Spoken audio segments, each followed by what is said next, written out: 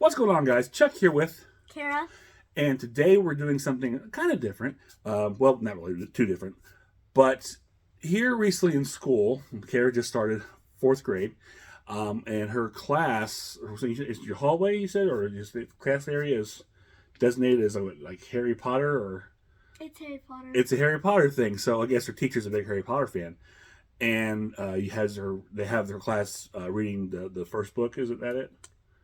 So far, yeah. So Harry Potter and the Philosopher's Stone, or Sorcerer's Stone, if you're Americans. So because of that, she decided to start watching. Well, was it your choice or the teacher's choice. the teacher recommended you watch the movie? Yeah. Okay, I like this teacher. I should have a teacher like that in my school. Make me watch movies. So made her watch Harry Potter and the Sorcerer's Stone. So she's been watching. You're trying to watch it on her little phone. Before she went to bed, everything on, and she's watching it today on her phone. I'm like, you need to watch it for school. You come to me, forget that phone stuff and that streaming. We'll about the Blu-ray, watch it on a big projection screen, and that's just what we did. We decided to watch Harry Potter and the Sorcerer's Stone, the extended cut, mind you, on this Ultimate Edition Blu-ray, which I talked about some videos back when I went over the entire collection.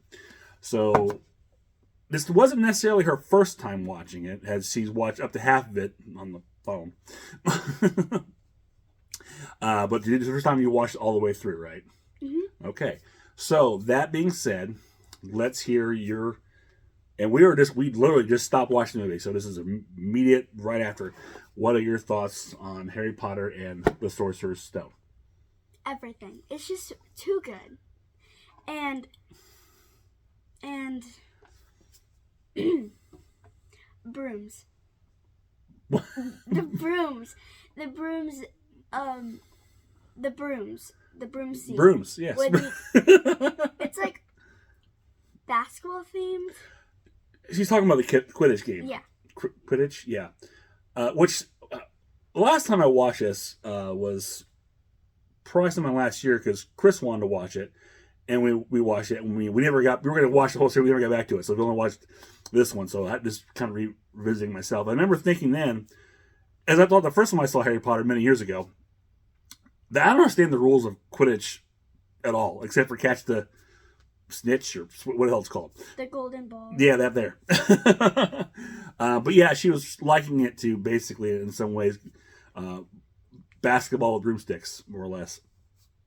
So that you really like that, and that's yeah, and it is a fun scene to watch, especially up on the big screen. Because this is one of those movies that needs to be seen on the biggest screen with the best sound, because it's got really good sound, and the pictures great, all these visual effects. It's really, especially that big world, it's very immersive, and it's great to see it on as big a screen as possible, not on your phone.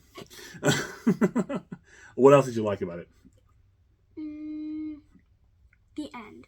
The end. It's I'm not worried about spoilers because the movie is like way old, so if you haven't seen it by now, that's your problem. The end where I'm just surprised that what's his name? Redhead? Ron Weasley. Ron just sacrificed himself. Well, I mean, yeah, that's kind of the whole point of their whole arcs. They're growing and making that sacrifice. He's kind of like I don't want to say cowardly, but he's kind of that wishy-washy. But he's basically, it's this moment for him to shine and be there with his friends. And he's doing the playing the chess. That was kind of his thing. Where the whole movie, it's basically Hermione saving everybody with her being all smart and wizardly. But it's just cool for Ron's time to shine in that. And what I thought was interesting is she kept saying, before we first watched the movie, we were eating earlier when we first saw about sitting down and watching it. And again, this is her only seeing up to about 3/4 of the film at that point, and her saying that she knew that Snape was the bad guy all along. You were wrong. Plot twist. But that's what they want you to believe to watch the whole movies. They're basically painting it as what they call red herring, as a fake out that they're planning it to look like Snape is the bad guy, but really he wasn't. It was the other professor that I don't remember his name. I think his head thing was purple. Yeah, well, we know who he was. I don't remember his name. There are so many characters in Harry Potter. I don't remember anybody's name except for the main people, like obviously Harry, Ron, Hermione,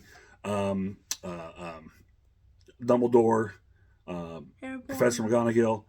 if I pronounce the name right, uh, Hagrid, obviously Snape, Malfoy, Yeah. Neville Bottom.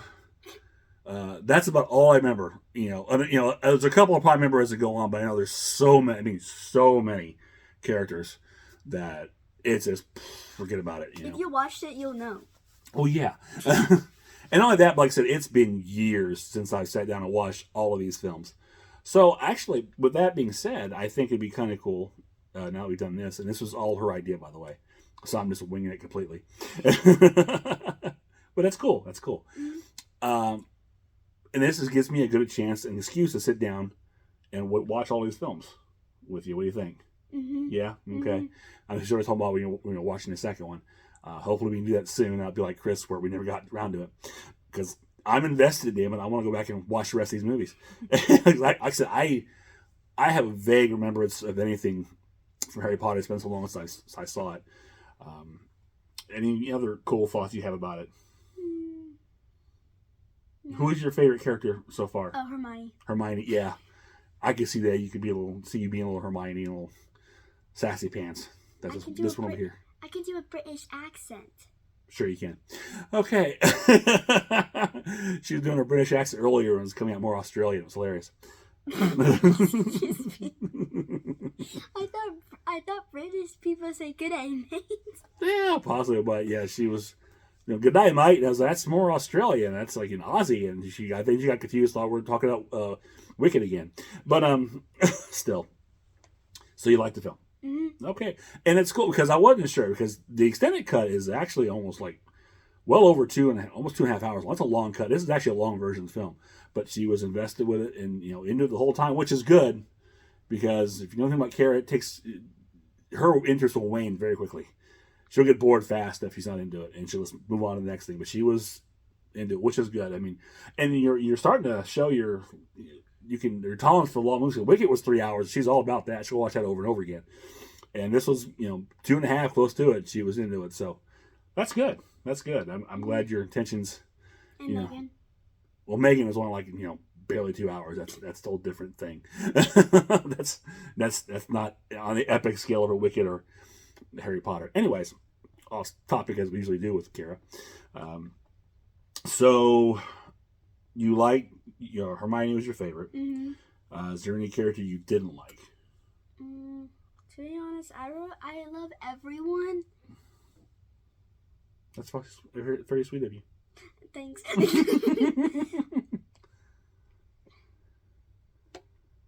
What, Malfoy? Yeah, Malfoy.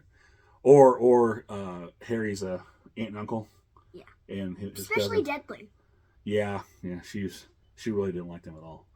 She was very upset with them. How bad they were treating Harry. Like, just give him the note. Yeah. And messing with mail is a federal offense. They should, I mean, at least in this country, I don't know how it is in England.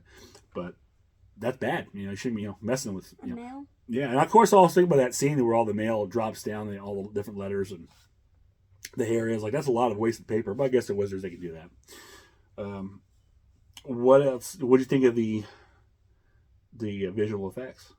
Which visual effects? All of it. This, the cool special effects and. Yeah, I liked all of it. Okay. There were some scenes you going back and watching this, and I think blowing them up.